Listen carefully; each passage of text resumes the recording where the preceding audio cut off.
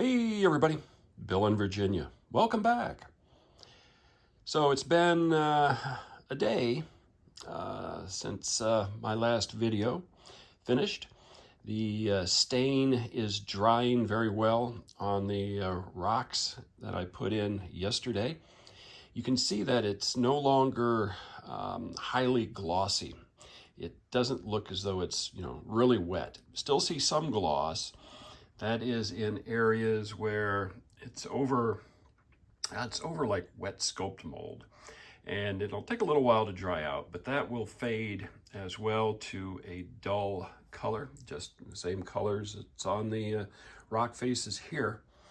So that's good. I'll still let that all sit for another day or two before I do anything for scenery.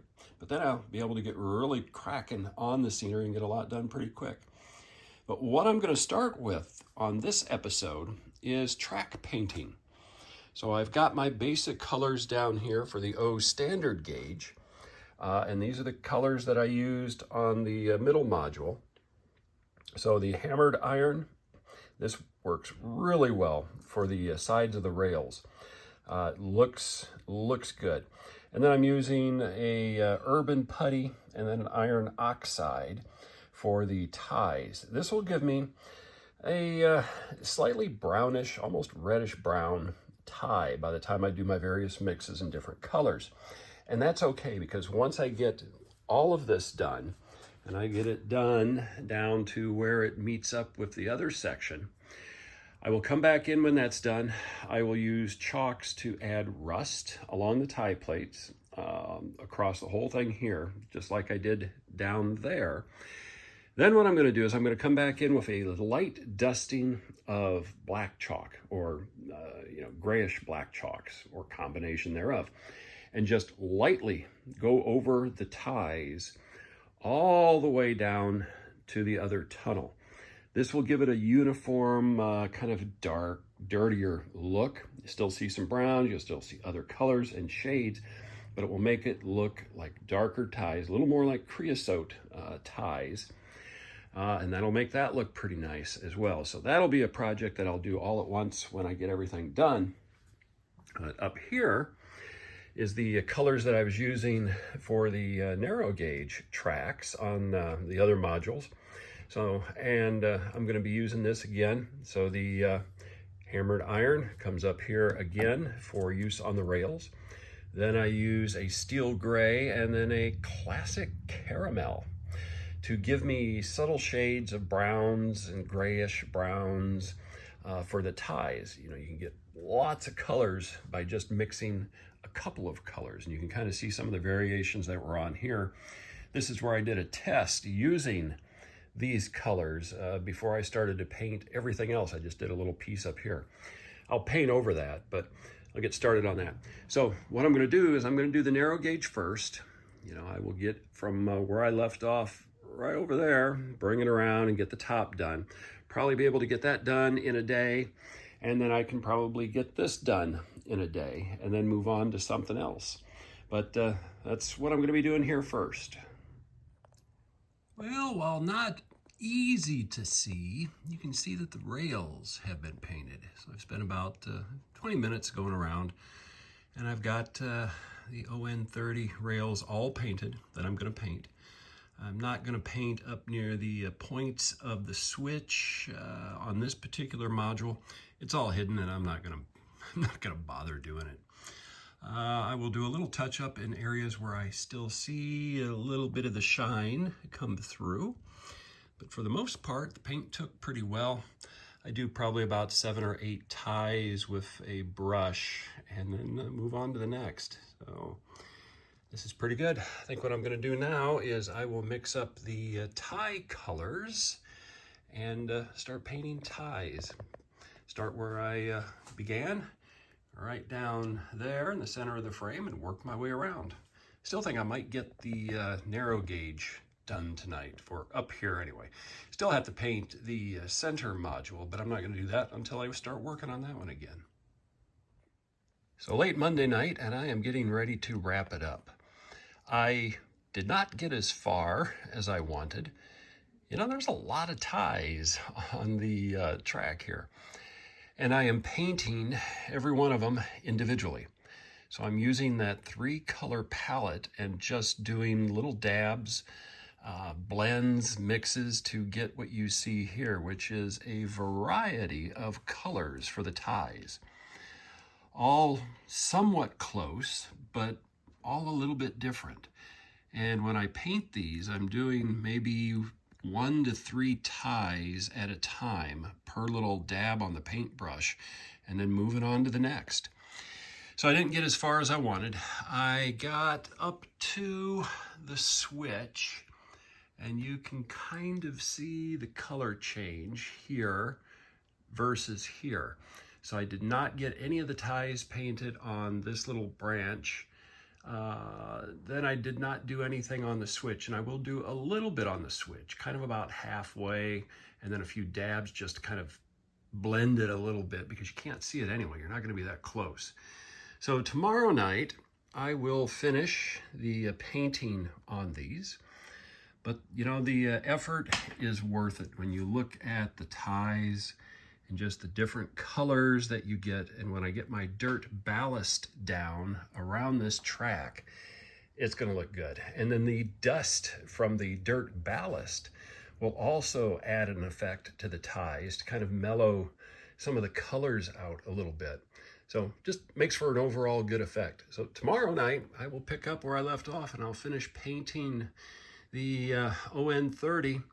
Then I'll turn my attention down here and start with the O scale and finish this piece off. Since I don't have as much, I think I'll be able to get this done tomorrow night as well. Or maybe not. I guess we'll find out. Tuesday night after work, and been out here for a little while.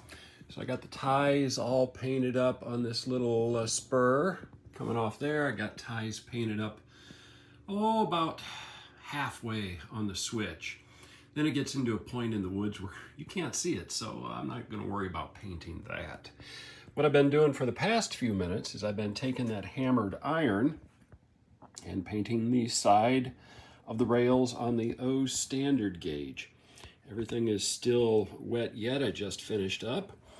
It takes away the sheen on it and gives it a nice, almost weathered appearance. You don't have to do too much if you use the hammered iron. So I've got it done all the way around.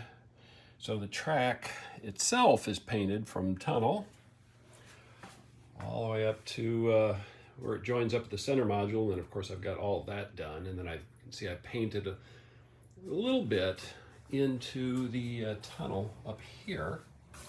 So you can kind of see, and I'll continue that theme with the other end.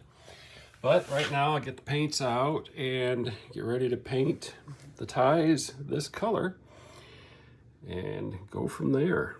But more to come. Well, still Tuesday evening, and I have got the ties painted as well.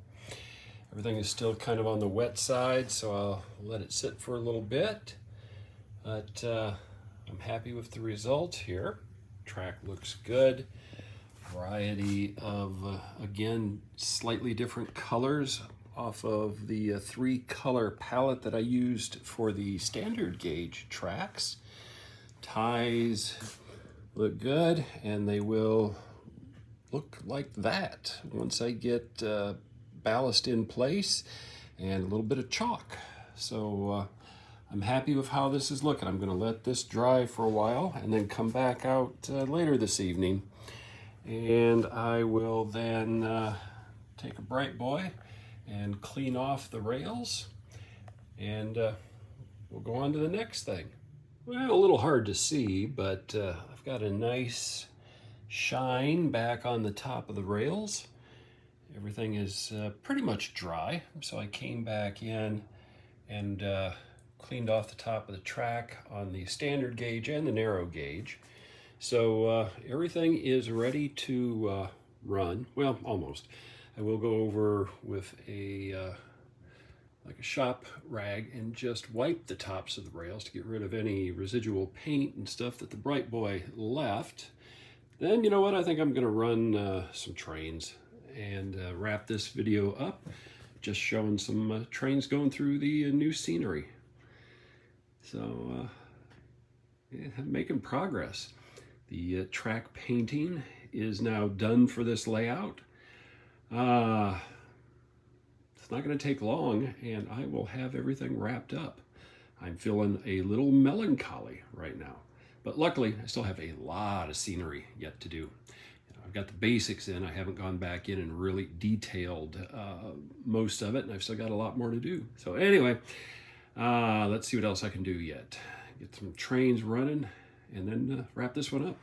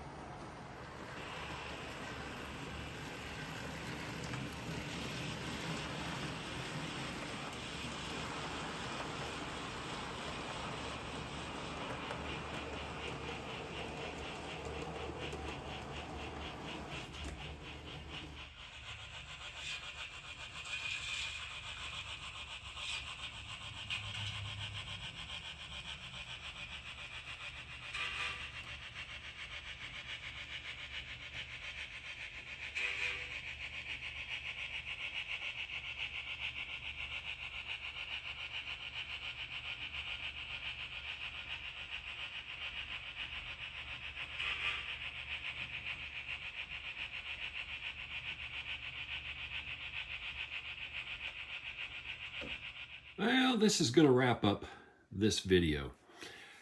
Next, I'm going to turn my attention back to this area right up in here. Now that I've got the track done, I can also go out and get some more sand from the garden and dry it out, sift it. It's been kind of dry here lately, so I can dig into the sand pile that I've got behind the shed. And I'll be able to start doing right in through here. I'll get this done and kind of work my way over here. I still need to solder these, and I'm probably not gonna add any more track, but I will add a few more ties to make it look like it's going someplace. That'll come up probably on this next video here.